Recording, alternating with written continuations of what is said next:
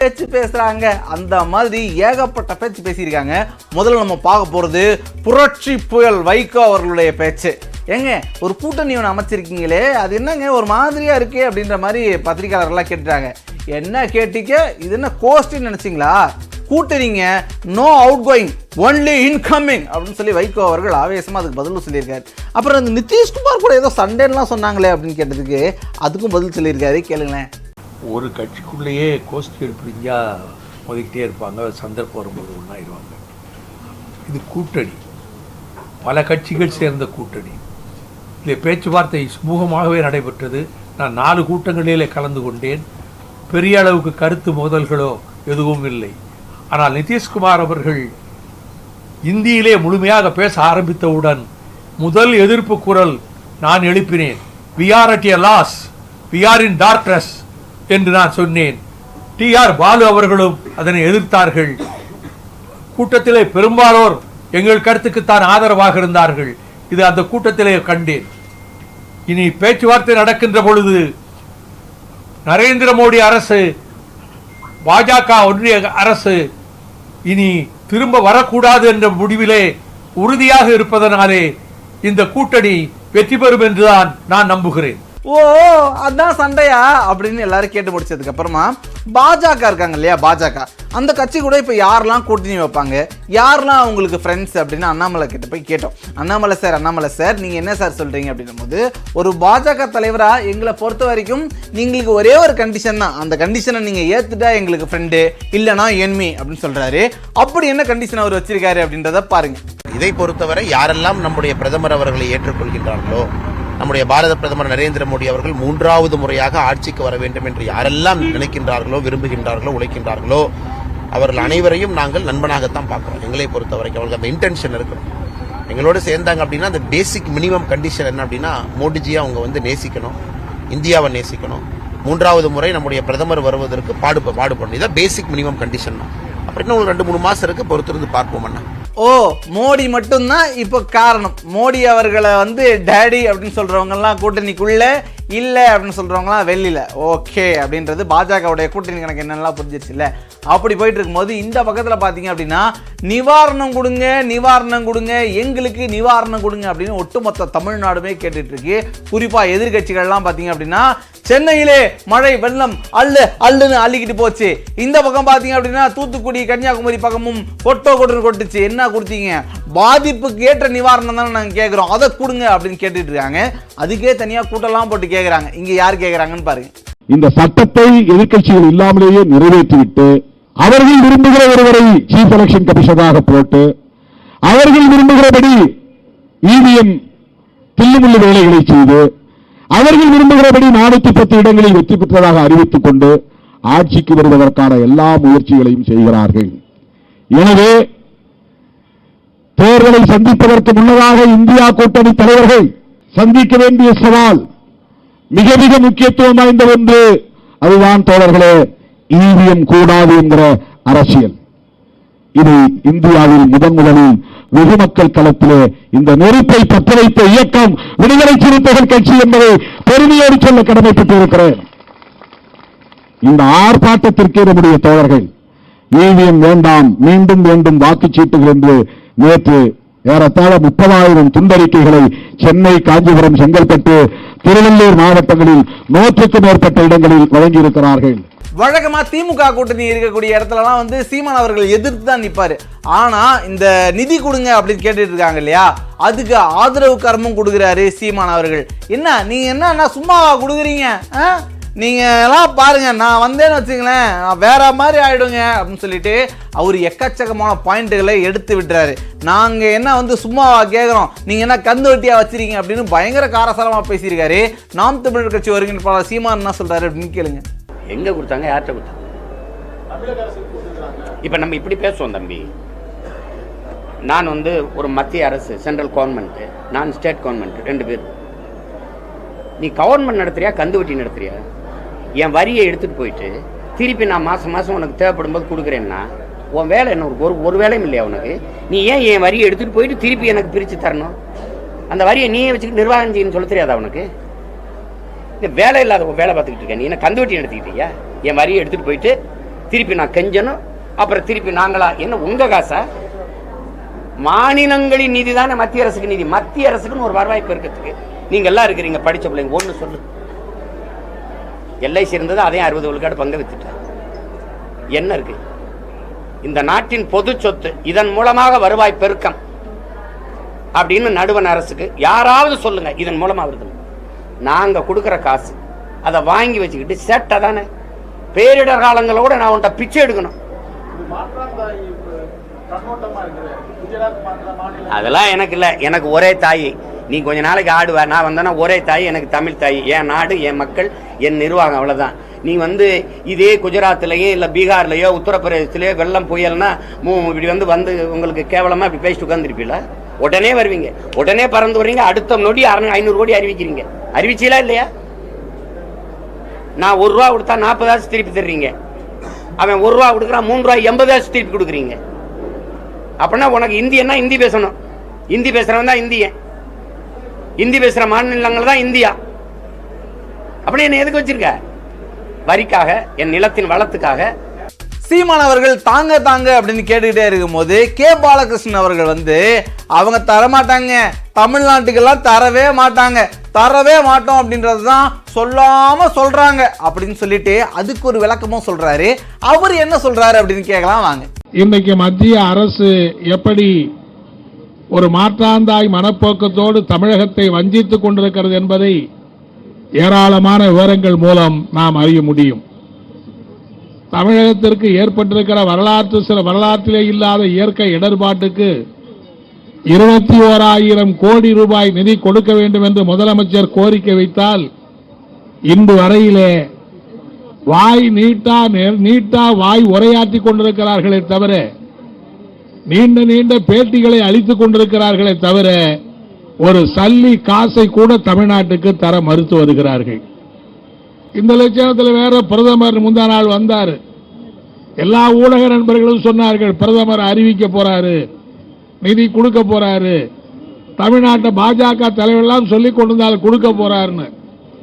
அவர் கடைசியில வந்து என்ன சொன்னார்னா, அந்த கூட்டத்திலேயும் முதலமைச்சர் சொன்னார், நாங்க இவ்வளவு பாதிச்சிருக்கிறோம், கொஞ்சம் நிதியை பார்த்து கொடுங்கன்னு. கடைசியில அந்த கூட்டத்தில் கூட பிரதமர் என்ன சொன்னார்னா, நாங்க ஏற்கனவே அதிகமான நிதியை கொடுத்திருக்கோம் சொன்னாரே தவிர, இப்ப ஏற்பட்டிருக்கிற வெள்ள சேதத்திற்கு இயற்கை இடர்பாட்டுக்கு என்னையா நிதின்னு கேட்டா எதுவுமே இல்லை என்பதுதான். ஆகவே அவர் சொல்லாம ஒரு உண்மையை சொல்லிட்டார். என்னன்னா, நாங்க தமிழ்நாட்டுக்கு எதையும் கொடுக்க முடியாது. திருமாவளவன்லேருந்து கே பாலகிருஷ்ணன் வரையும் எல்லாரும் நிதியை கேட்டுக்கிட்டே இருக்கும் போது நிர்மலா சீதாராமன் அவர்கள் வந்தாங்க. என்ன கேட்டீங்க? நிதி தானே கேட்டீங்க. நீங்க கொடுத்தது எவ்வளவு தெரியுமா? நோட் பண்ணிக்கோங்க. நாங்க கொடுத்தது எவ்வளவு தெரியுமா? அதே நோட் பண்ணிக்கோங்க அப்படின்னு ஃபுல்லா டேட்டா பேஸ் அள்ளி அப்படி போட்டுட்டாங்க. அதுல பாருங்க, நீங்க தமிழ்நாட்டில நிதி கொடுத்தீங்கன்னு சொல்றீங்கல்ல, தமிழ்நாட்டில் தமிழ் பேசுறவங்க மட்டும் தான் நிதி கொடுக்குறாங்களா? தமிழ்நாட்டில் ஹிந்தி பேசுறவங்களும் நிதி கொடுக்குறாங்க தெரியுமா அப்படின்னு கேட்டாங்க. தமிழ்நாட்டிலேருந்து கொடுத்தோம் தானங்க சொன்னோம், ஹிந்தி பேசுகிறவங்க தமிழ் பேசுகிறவங்கன்னு ஏங்க எங்களை பிரிக்கிறீங்க அப்படின்ற மாதிரி இங்கே இருக்கக்கூடியவங்களாம் கேட்பாங்க போல. இது மேடம் என்ன சொல்கிறாங்கன்னு கேட்கலாம் வாங்க. 22-23 வரைக்கும் தான் என்கிட்ட நம்பர். 23-24 இந்த மார்ச் மாசம் வந்தாதான் நம்பர் கிடைக்கும். அதனால இந்த வருஷத்தை நான் சேர்க்கல. அந்த அம்மா ஏதோ சொல்லிட்டு போனாங்களே தவிர இந்த வருஷம் ஏன் சேர்க்கலன்னு கேட்காதீங்க. இந்த வருஷத்து அமௌண்ட் இப்ப என் கையில இருக்காது. 2014 ஆரம்பிச்சு 22-23, அதாவது 23 மார்ச் 31 வரைக்கும் தமிழ்நாட்டிலேருந்து direct tax collection, income tax, corporate tax மூலமா வந்தது. ஜிஎஸ்டி விஷயம் நான் அப்புறம் சொல்றேன்னு சொன்னேன். தமிழ்நாட்டிலேருந்து வந்த அமௌண்ட் 6,23,713 crores, 13.3 crores. 6,23,713.3 crores. நான் அமௌண்ட் கொடுத்தது எவ்வளவு சொன்னீங்க? 6,96,666 crores கொடுக்கப்பட்டிருக்கு. 6,23,713.3 டைரக்ட் டாக்ஸ் மூலமா மத்திய அரசுக்கு தமிழ்நாட்டிலிருந்து வந்திருக்கு. இது சொன்ன உடனே இந்த 6,23,000 கூட தமிழ்நாட்டில் இருக்கிறவங்க மாத்திரமே போட்டாங்கன்னு ஒரு தப்பு அபிப்பிராயம் வரும்.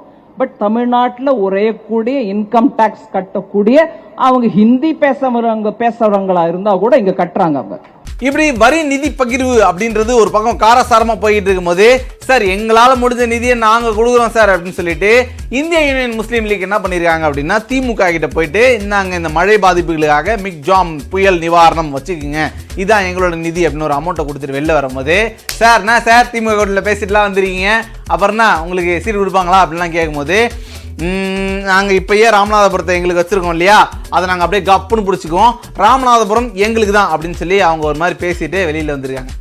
திராவிட முன்னேற்ற கழக கூட்டணி தமிழ்நாட்டில் மிக சிறப்பாக நடந்து கொண்டிருக்கிறது. திராவிட முன்னேற்ற கழகம் தலைமையிலான முற்போக்கு கூட்டணி இடம்பெற்றிருக்கிற இந்திய முஸ்லீம் லீக்கிற்கு சென்ற முறை ராமநாதபுரம் தொகுதி ஒதுக்கப்பட்டு அதில் சிறப்பாக எல்லோரும் இணைந்து நவாஸ்கனி எம்பியை நாங்கள் பெற்றிருக்கிறோம். நவாஸ்கனி எம்பி அவர்கள் ராமநாதபுரம் தொகுதியிலே உள்ள அனைத்து தரப்பு மக்களிடத்திலும் நல்ல பெயரை வாங்கி வந்திருக்கிறார். ஊடகத்துறை பத்திரிகை துறை நண்பர்களாகிய உங்களிடத்திலிருந்தும் அவர் நல்ல பெயரை வாங்கியிருக்கிறார். எல்லா சமுதாய மக்களிடத்திலும் நல்ல பெயரை வாங்கியிருக்கிறார். ஆக அங்கு உள்ள திராவிட முன்னேற்ற கழக தோழர்களும் கூட்டணி கட்சி தலைவர்களும் தொடர்ந்து ராமநாதபுரத்தில் நவாஸ்கனி நிற்பது அவருக்கும் நல்லது, கட்சிக்கும் நல்லது, கூட்டணிக்கும் நல்லது என்று கருத்தை தொடர்ந்து தெரிவித்துக் கொண்டிருக்கிறார்கள். அந்த அடிப்படையில் ராமநாதபுரம் தொகுதியை இந்திய முஸ்லீம் லீகிற்கு முன்னே ஒதுக்கியது மாதிரி இப்பொழுதும் ஒதுக்குவார்கள் என்று நாங்கள் நம்பிக்கொண்டிருக்கிறோம். அதுதான் எங்களுடைய நிலைப்பாடு.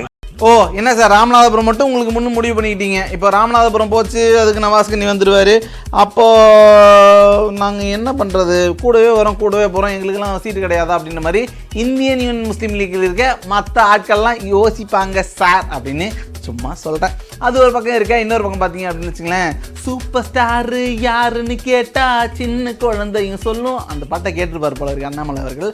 உடனே வந்து என்ன சொல்லியிருக்காரு அப்படின்னா, அடுத்த பிரதமர் யாருன்னு கேட்டா சின்ன குழந்தையும் சொல்லும் அப்படின்னு பஞ்ச் டயலாக பாட்டாவே பாடுறாரு. 2024 பாராளுமன்ற தேர்தலில் யார் ஜெயிக்க போறாங்கன்னா, ஒரு சின்ன குழந்தை ஆத்தூரிலே சொல்லும் மோடி தாத்தா தான் ஜெயிக்க போறாங்க. ஒரு சின்ன குழந்தைக்கு தெரியும் இந்திய அரசியல் எப்படி ஒரு மாற்றத்தின் பக்கம் சென்றிருக்கிறோம். நமக்கும் தெரியாத விஷயம் என்னன்னாங்க, மோடி ஐயா 400 எம்பிக்களோடு வரப்போகின்றார்களா 450 எம்பிக்களோடு வரப்போகின்றார்கள் மட்டும்தான் தெரியாது. 400 எம்பிக்களா 450 எம்பிக்களா இன்னைக்கு நம்முடைய கையிலே அது இருக்கிறது. தமிழகத்திலிருந்து நாம் கொடுக்க போகின்ற 39 எம்பிக்களுடைய கையிலே அது இருக்கிறது. மோடி ஐயாவுக்காக நீங்கள் அளிக்கப் போகின்ற 39 எம்பிக்கள், குறிப்பாக இந்த கள்ளக்குறிச்சி பாராளுமன்ற தொகுதி, இந்த தொகுதி எந்த தொகுதியில் நமக்கு எம்பி கிடைக்குதோ இல்லையாங்க ஐயா, இந்த தொகுதி நமக்கு எம்பி வேணும். இப்படி ஒரு பக்கம் எல்லா போராட்டங்களும் எதிர்கட்சிகளுடைய அமளிகளும் துமளியும் போயிட்டு இருக்கும் போது, அதிமுக மட்டும் அவங்களுக்குள்ளேயே சண்டை போட்டுட்டு இருக்காங்க. அதிமுகல இப்ப யாருங்க, நானா நீ அப்படின்னு சொல்லிட்டு ஓ பன்னீர்செல்வம் அவர்களும் இபிஎஸ் எடப்பாடி பழனிசாமி அவர்களும் வந்து நீயா நானா பாத்துருவோம் அப்படின்னு சொல்லி பேசிட்டே இருக்காங்க இல்லையா. இபிஎஸ் அவர்கள் ஆல்மோஸ்ட் மொத்த கட்சியும் பிடிச்சி வச்சுக்கிட்டாரு. ஆனா ஓபிஎஸ் அவர்கள் நானும் தாங்க கட்சி அப்படின்னு சொல்லிட்டு இருக்காரு. சரி சார், உங்களுக்கு என்னதான் சார் பிரச்சனை, உங்க பிரச்சனையை சொல்லுங்க சார், தீர்த்து வைக்கலாம் அப்படின்னு போனா, அவர் ஒருத்தர் தாங்க பிரச்சனை, அவர் வெளியில வந்துட்டாருன்னா எங்களுக்கு ஒரு பிரச்சனையும் கிடையாது அப்படின்னு சொல்றாரு. அவர் பிரச்சனை என்னன்னு கேளுங்க. பொதுச்செயலர் என்று பட்டம் சூட்டிக் கொண்டார். இந்த கூட்டத்தின் மூலமாக நாம் தெரிவித்துக் கொள்ள கடமைப்பட்டிருக்கிறோம். திரு எடப்பாடி பழனிசாமி அவர்கள் தாமாகவே முன்வந்து பொதுச் செயலாளர் என்ற பதவியை ராஜினாமா செய்யும் வரை எங்களுடைய தொண்டரின் உரிமையை காக்கின்ற இந்த போராட்டம் யுத்தம் தொடரும் என்பதை தெரிவித்துக் கொள்ள கடமைப்பட்டிருக்கிறோம். இன்றைக்கு தமிழகத்தில் இருக்கிற அத்தனை தொண்டர்களும் வெகுந்தெழுந்து அந்த சட்ட விதியை புரட்சி தலைவர் மாற்றக்கூடாது என்று சட்ட விதியில் இருந்தது எப்படி இவர்கள் மாற்றலாம் என்பதற்கு அனைத்து தொண்டர்களும் இன்றைக்கு கடும் கோபத்தில் இருக்கிறார்கள். பொதுமக்களும் கடும் கோபத்தில் இருக்கிறார்கள். திரு எடப்பாடி பழனிசாமி இந்த கழகத்தை ஆரம்பித்தாரா, வளர்த்தாரா, தியாகம் செய்தாரா? எதுவுமே இல்லை. எதுவுமே இல்லை. முதலமைச்சராக திரு எடப்பாடி பழனிசாமி எப்படி ஊர்ந்து ஊர்ந்து ஊர்ந்து ஊர்ந்து வந்து வாங்கினார் என்பதை நாடு மக்கள் இல்ல, இந்திய திருநாடே கூர்ந்து கவனித்தது. பதவியை கொடுத்த சின்னம்மா அவர்களையே தரக்குறைவான வார்த்தையில் நம்பிக்கை துரோகம். முதல் தர்ம யுத்த காலத்தில் கழகம் இரண்டாக இருந்து ஒன்றுபட வேண்டும் என்று நாம் அனைவரும் ஒருங்கிணைந்து கழகத்தை இணைத்தோம். ஆட்சிக்கு ஒரு சோதனை வருகின்ற பொழுது ஓபிஎஸ் ஆதரவு அவர்களுக்கு தேவையானது. ஓபிஎஸ் ஆதரவு தந்ததனால்தான் அந்த ஆட்சி அன்றைக்கு 5 ஓட்டில் காப்பாற்றப்பட்டது. எதிர்த்து நான் வாக்களித்திருந்தால் ஆட்சியும் இல்லை, முதலமைச்சரும் இல்லை, இவர் கட்சியை கேள்விக்குறியாளர்கள் ஏற்பட்டிருக்கும். இவையெல்லாம் கொஞ்சம் கூட நன்றியில துளி அளவு கூட நன்றி இல்லாமல் தொண்டர்களால் உருவான இந்த இயக்கத்தை தான் மட்டுமே எல்லா பதவியும் கையில் வச்சுக்கிறணும், நான் சொன்னதை மட்டுமே கேட்க வேண்டும், எதிர்த்து யாரும் பேசக்கூடாது, நல்ல பல கருத்துக்களை இவர் அனுப்பணும்னு அவர் சொல்றாரு, அவர் அனுப்பணும்னு இவர் சொல்றாரு. பெரிய கன்ஃபியூஷனாக இருக்குது அப்படின்னு யோசிச்சுட்டு இருக்கும்போது இதை பற்றி காங்கிரஸ் தலைவரான முன்னாள் தலைவர், காங்கிரஸ்னாலே ஒரே குழப்பம், இதில் தலைவர் பேரை மாற்றி சொன்னோன்னா இன்னும் பெரிய குழப்பமா இருக்கு இல்லையா, காங்கிரஸுடைய எம்பியாக இருக்கார் இல்லையா திருநாவுக்கரசர் அவர்கிட்ட போய் கேட்டோம். அவர் வந்து மாட்டினீங்களா இருங்க அப்படின்னு 2 பேர்த்தையும் கலாய்ச்சி சொல்கிற மாதிரி அவர் ஜெயிலுக்கு அனுப்ப பார்க்குறாரு, இவர் ஜெயிலுக்கு அனுப்ப பார்க்குறாரு. அப்படி என்ன உங்களுக்கு 2 பேருக்கும் அப்படி ஒரு ஆர்வம் ஜெயிலுக்கு உங்களை மாதிரி அனுப்புறதில்ல அப்படின்னு கேட்டிருக்காரு. 2 பேரும் ஒருத்தர் மாற்றி ஜெயிலுக்கு அனுப்புறதுல அவ்வளோ இன்ட்ரெஸ்டாக இருக்காங்கன்னு அவங்களதான் கேட்கணும். இவர் அவர் அனுப்ப நினைக்கிறாரு, இவர் ஜெயிலுக்கு அனுப்ப நினைக்கிறாரு. அவ்வளோ ஒன்றா இருந்தவங்க பிரிஞ்சு விலகிட்டா அட்லீஸ்ட் வெளியே இருந்து கட்சி எடுத்த அரசியல் செய்ய நினைக்கிறதே தவிர ஒருத்தர் ஜெயிலுக்கு அனுப்புறதுல ஏன் இவ்வளோ இன்ட்ரெஸ்ட் காட்டுறாங்கன்னு அவங்கள தான் கேட்கணும். 2 பேரும் எப்படி மாறி உண்மையை சொல்றாங்கன்ற மாதிரி ஓபிஎஸும் இபிஎஸும் மாறி உண்மையை சொல்றாங்கங்க அப்படின்னு திருநாவுக்கரசர் அவர்கள் பேசி முடிச்சிருக்கும் போது கடம்பூர் ராஜா அவர்கள் சொல்லியிருக்காரு, இங்க பாருங்க யார் உண்மையான அதிமுகன்னு கண்டுபிடிக்கிறதுக்கு ஒரு ட்ரிக் இருக்கு.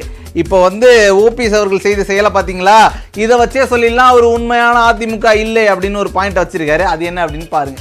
நாங்கள் அனைத்து அண்ணா திராவிட முன்னேற்றங்களும் பாஜகவோடு ஒட்டு இல்லை உறவு இல்லை என்று விட்டோம். அதற்கு பிறகு அந்த பாஜகவை யார் சந்தித்தாலும் யார் பார்த்தாலும் சரி, யார் போய் பார்த்தாலும் சரி, பார்க்காவிட்டாலும் அதை பற்றி எங்களுக்கு கவலை இல்லை. ஏன்னு சொன்னால் நாங்கள் ஒரு தெளிவான நிலைப்பாட்டை எடுத்துக்கிட்டோம். நான் அதிமுக என்று சொல்லி இன்றைக்கு கூட வழக்கில் அதிமுக மீட்டெடுப்பதுக்கு மீட்டு குழு என்று பார்த்து ஊராக சுட்டுக்கிட்டவர் அதிமுகவோட லட்சியம் என்ன? அதிமுக இன்றைக்கு ஒட்டுமொத்தமாக பொதுக்குழுவில் தலைமை கழகத்தில் மாவட்ட கழக செயலர் கூட்டத்தில் தலைமைகள் நிர்வாகிகள் கூட்டத்தில் அதையும் தாண்டி ஒட்டுமொத்த பொதுக்குழுவிலையும் தீர்மானமாக நிறைவேற்றி விட்டோம். பாஜகவோட ஒட்டு இல்லை. நானும் அதிமுக என்று சொல்லிக்கொள்பவர் இந்த சூழ்நிலையில் நேற்று போய் பிரதமராக வந்திருக்கின்ற மாண்புமிகு மோடி அவர்களை சந்தித்தால் நல்லது தான். ஏன்னா அவர் இனிமேல் நான் அதிமுக இல்லை என்பதை உறுதிப்படுத்தி விட்டார். கடம்பூர் ராஜா அவர்கள் இப்படி ஒரு டெக்னிக்கை சொல்லி கொடுத்துட்டு போயிருக்கும் போது அமமுகவில் போய் கேட்டோன்னா, சார் என்ன சார் அதிமுகவில் எவ்வளோ பிரச்சனை நடக்குது அப்படின்னு கேட்டோன்னா, சார் நாங்கள் அமமுக சார், எங்ககிட்ட அமமுக பற்றி மட்டும் பேசுங்க, அதிமுக பற்றி நாங்கள் எது பேச போகிறோம் அப்படின்னு பேசுவார் தினகரன் அவர்கள். ஆனால் இப்போ அவரே பார்த்தீங்க அப்படின்னா அம்மாவின் இயக்கத்தை கையகப்படுத்தி வைத்திருக்கக்கூடிய சுயநலவாதிகளை நாங்கள் இப்போ தோல் உரிச்சு காட்ட போகிறோம் அப்படின்னு சொல்லியிருக்காரு. எங்கே உரிக்க போகிறாரு, என்ன உரிக்க போகிறாரு அப்படின்னு நீங்களே கேளுங்க. அதாவது அம்மா மக்கள் முன்னேற்ற கழகம் பாராளுமன்ற தேர்தலுக்காக ஒரு சில கட்சிகளுடன் கூட்டணிக்கான பேச்சுவார்த்தை நடத்தி கொண்டிருக்கிறோம். அதெல்லாம் நல்லபடியாக முடிந்த பிறகு சொல்வதுதான் ஒரு அரசியல் கட்சிக்கு அழகாக இருக்கும் என்று கருதுகிறேன். கூட்டணி முடிவான பிறகு உங்களுக்கு நான் தெரிவிக்கிறேன். இன்னும் சில நாட்கள்ல ஓபிஎஸ் சிறைக்கு எடப்பாடி பழனிசாமி ஓபிஎஸ் அவருக்கு சீக்கிரம் போவார். ஏன்னா அவருக்கு நான் முதலமைச்சராக இருக்கும்போது அவர் அப்படின்னு ஓபிஎஸ். அதாவது பழனிசாமி விலக்குவதற்கெல்லாம் நம்ம பதில் சொல்லி நம்ம நேரத்தை வீணடிக்க வேணாம். அம்மாவின் இயக்கத்தை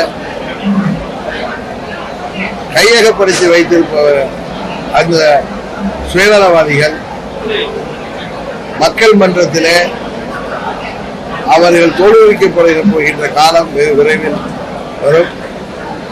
தமிழ்நாட்டு மக்கள் இன்றைக்கு துரோகத்திற்கு ஆதரவாக இருக்க மாட்டார்கள்.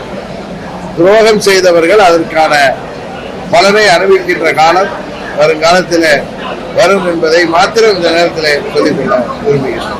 அடடா எப்பப்பா இந்த சண்டை ஓயவே ஓயாது அப்படின்ற மாதிரி அரசியல்வாதிங்க மாறி மாறி சண்டை போட்டு இருக்கிறதெல்லாம் அப்படியே அலசி ஆராய்ஞ்சு என்னென்ன பேசியிருக்காங்க அப்படின்னு பார்க்கும்போது டைம் ஆச்சு நீ கிளம்பு அப்படின்னு என்கிட்ட சொல்கிறாங்க. இதே மாதிரி இன்னும் எக்கச்சக்கமான ஏராளமான விஷயம்லாம் எடுத்து வந்து நெக்ஸ்ட் உங்களை மீட் பண்ணுறேன். அது வரைக்கும் வந்து டடா பாபா சொல்லி வருவது நான் உங்கள் ஃப்ரெண்டு முபாஷி டடா பாய் டேக் கேர் வரட்டுமா. Hello right hello 1 2 3 hello